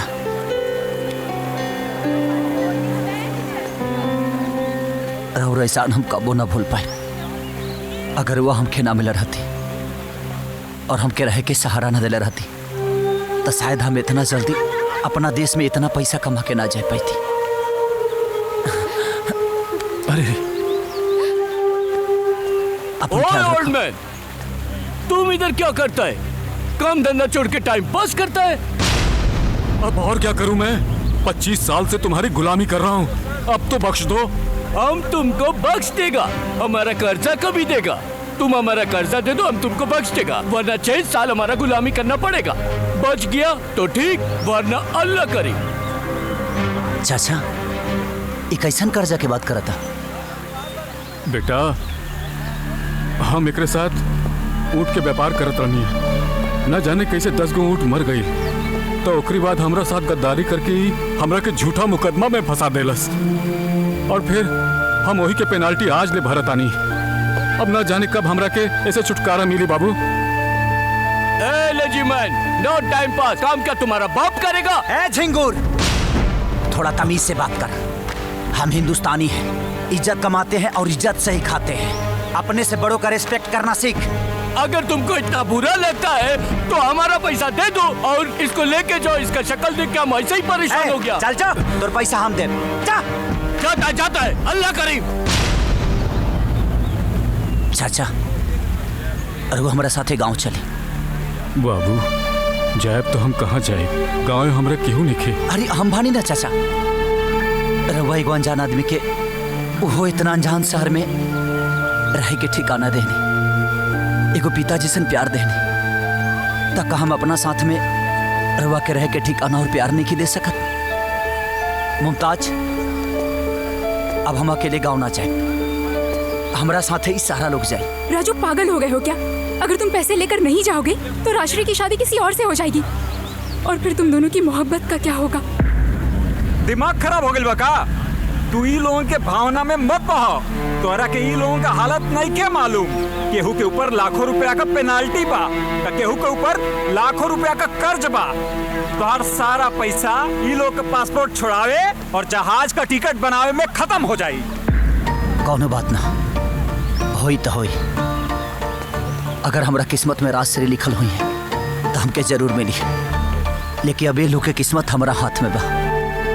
अगर हम पैसा लेके जाए तो शायद हमके खाली राजश्री मिली है, लेकिन ये लोग के लेके जाए तो ये लोग के पर परिवार, भाई भौजाई, माई बाप, बच्चा सन के मोहब्बत और प्यार एक साथ ही मिली। और हमारा प्यार इतना स्वार्थी नहीं है कि ये लोग को खुशी के रौंद के चल जाए। आज हमरा से ज्यादा ये लोग के प्यार और परिवार की जरूरत बा। हमारा अंजाम चाहे जौन चीज भी होके, लेकिन हम ये लोग के बिना लेके गईले ना माना। मैं तो आज तक तुमको सिर्फ एक दीवाना आशिक समझती थी, लेकिन तुम तो देवता निकले। तू लोग काम काहे नहीं करता? तू लोग इनका बैठा खियावे के लिए क्या बेटी का? ई तोर माई बाप पर हाल अब ई लो हमार माई बाप ई ले और पासपोर्ट दे। ली चाचा, अब हमनी के कल गाँव में चला जाए। चुप चुप जिया बेटा, सदा खुश रहा। मेहरारू के झूला में घुस जो। ओए कबीज, घड़ी घड़ी फोन मत कर। हाँ, हम कल मिलता है। हाँ, पैसा लाया? हाँ, ये ले और पासपोर्ट दे। तुम्हारे नजर में इंसान और इंसान की जान की कीमत नहीं हो सकती, लेकिन हम हिंदुस्तानी अपने वतन के लोगों के लिए जान दे भी सकते हैं और ले भी सकते हैं।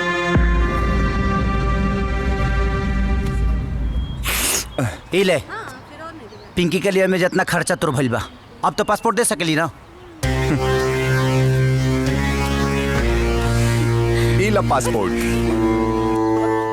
भैया। पिंकी, तू अपन सामान पैक कर लिया, गाँव में जाए के बा। ठीक बा भैया।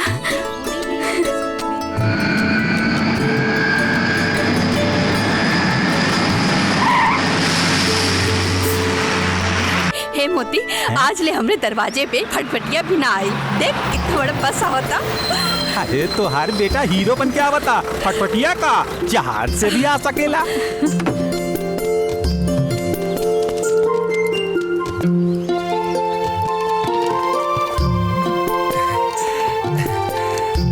प्रणाम माई, प्रणाम मौसी।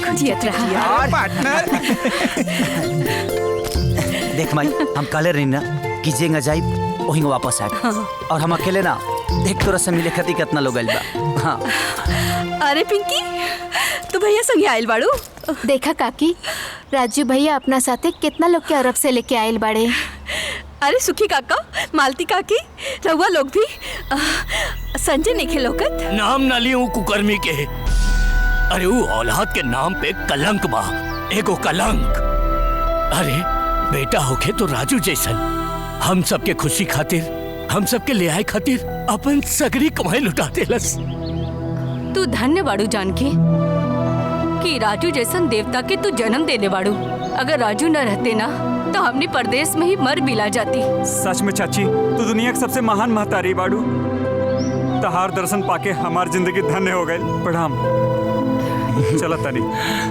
ठीक ठीक जाए। राजू, ये सब तो ठीक बा, बाकी तो राजश्री की का हुई? माई, आखिर बेटा तारे ना है और तुहार बेटा इतना स्वार्थी नहीं हो सकत। एगो अपना प्यार खाती हम इतना लोग के जिंदगी दाव पर कैसे लगा देती। हाँ, अरे रामचंद्र चाचा, एक मिनट। चाचा उठी।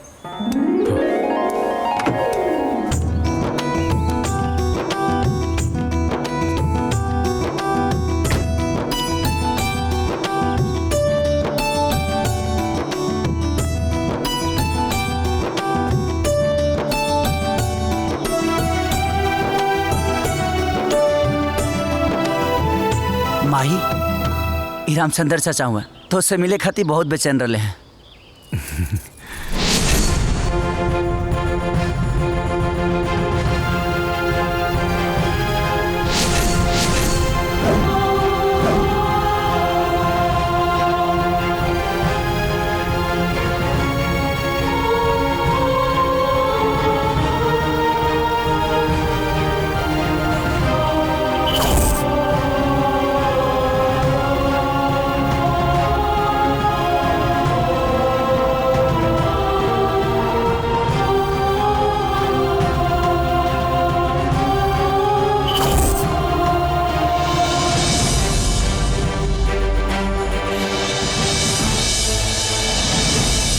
माही का भइल माई, तू बोलत का नहीं खो?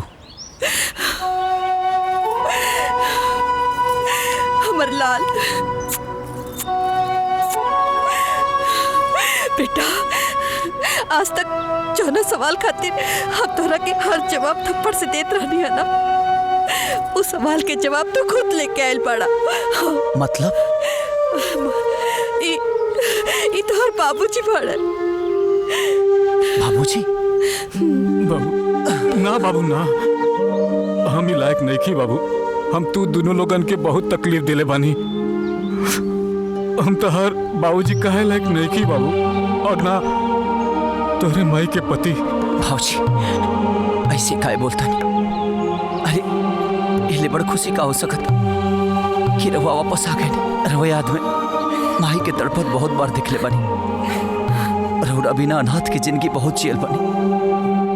आज पहली बार माई के चेहरा पर खुशी देख के बहुत अच्छा लगता। बाबूजी सिंदूर रहते हुए भी विधवा की जिंदगी जियल बड़ी, बाप के रहते हुए भी हम अनाथ की जिंदगी जियल बनी। राजश्री के बहुत बहुत धन्यवाद भाई। आज उनका वजह से तुम्हारा खोया हुआ पति और हमारा खोया हुआ पिता दोनों मिल गए। एकरा खातिर एक बार राजश्री से मिलकर उनका धन्यवाद जरूर करो।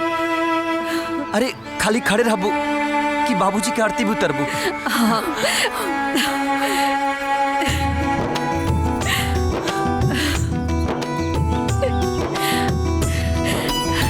ए जी, हमरा के पूरा यकीन रहे कि रउआ आई, बाकी ये उम्मीद ना रहे कि इतना दिन ले हमने की खोज खबर भी ना ले। नहीं, ऐसन बात नहीं खे। हम कई बार फोन मिलौनी हा, लेकिन तहार लोगन के कोनो खबर ना मिलल। और केहू हमरा के बतौलस कि तू लोग अभी दुनिया में नहीं खजा। और फिर बाद हम बस दुबई में अपन काम में उलझ के रह गई नहीं। लेकिन तू ही बतावा कि एक गांव कब से बाड़ू तू लोग? रवा के गईला के बाद गोद में छोटा सा बच्चा लेकर के गांव में हमर जियल दुश्वार हो गई रहे। सबके होम के ताना मारत रहे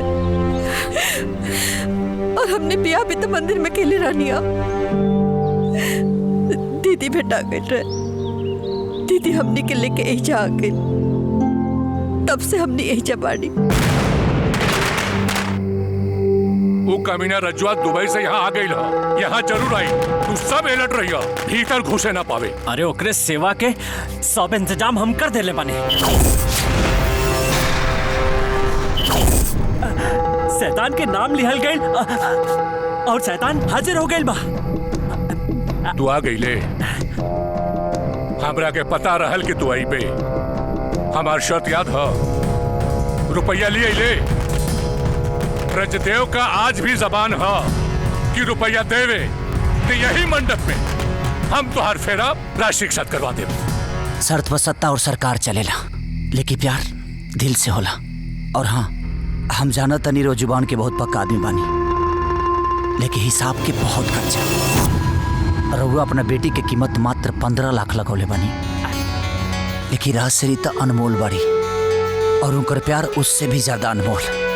लेकिन रुआ ना समझ पाई, यही से हम राजश्री के खरीदे के इरादा बदल देने। बस हम हाथ जोड़ता रहे। हमके राजश्री से एक बार मिली थी। बेसी नौटंकी मत कर। हमरा के पता है, जेकरा पास रुपया दौलत ना होला ना, ओकरे पास बात का खजाना होला। और तू खजनवा के ले और निकल यहाँ से, निकल। चल। सुनिए, अरे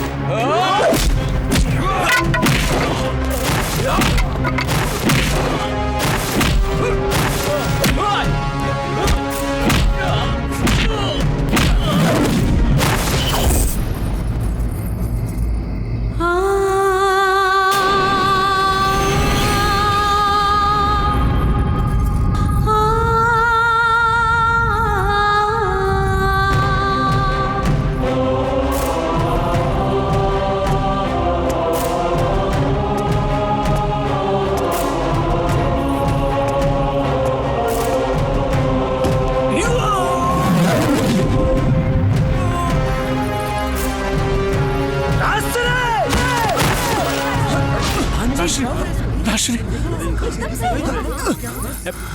का भइल हमरे बेटी? राजश्री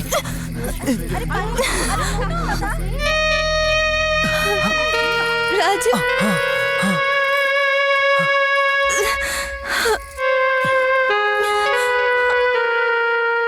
हमके माफ कर दे राजू।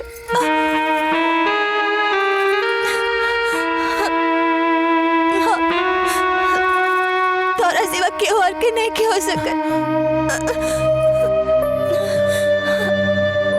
तोरा संगे चेतना पावनी, लेकिन ये बात की खुशी बा कि अब तोरा गोद में मरत आनी। तोरा कुछ ना हो।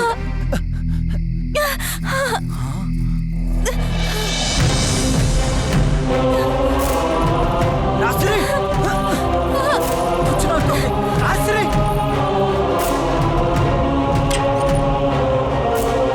डॉक्टर साहब, घबराने की जरूरत नहीं है। राजश्री अभी खतरे से बाहर है। आप लोग चाहें तो जाके मिल सकते हैं। जी राजश्री, तू पागल बड़ू का? ऐसा गलती काहे कैलू? प्यार के मंजिल सिर्फ शादी थोड़ी होला। हमनी के किस्मत वाला बानी जा कि एक दूसरे के प्यार मिलल। केहू के साथे जियल जा सकेला, लेकिन केहू खती मरल कायरता होला। तू वादा करा कि दोबारा ऐसा ना करबो। अपन ख्याल रखिया। रुका राजू, कहाँ जाता हूँ? कहीं चल जाए। हमरो से कहले रहनी ना कि राजश्री से एक बार मिले के बाद। अब मिल लेनी। तू यहाँ से ऐसे ना जा सकेला राजू। देखा, हमरा से बहुत बड़ी गलती हो गई है। हमरा के माफ कर दो। दौलत कमाए के चक्कर में हम इंसानियत भूल गई नहीं हो। तू सबसे बड़ इंसान बड़ा राजू। जे इंसान दूसरे के परिवार का इतना ख्याल रख सकेला, वो हमारे बेटा के कितना ख्याल रखी, ये हम भूल गए रनी। आज हमके महसूस भइल राजू। जिंदगी भर हम दौलत कमाई नहीं, लेकिन आज इंसान कमावे का मौका मिला ना हो। हम एकरा के ना गवाई। हम तो के हाथ जोड़ता थे, हमरे बेटिया के स्वीकार कर ला राजू।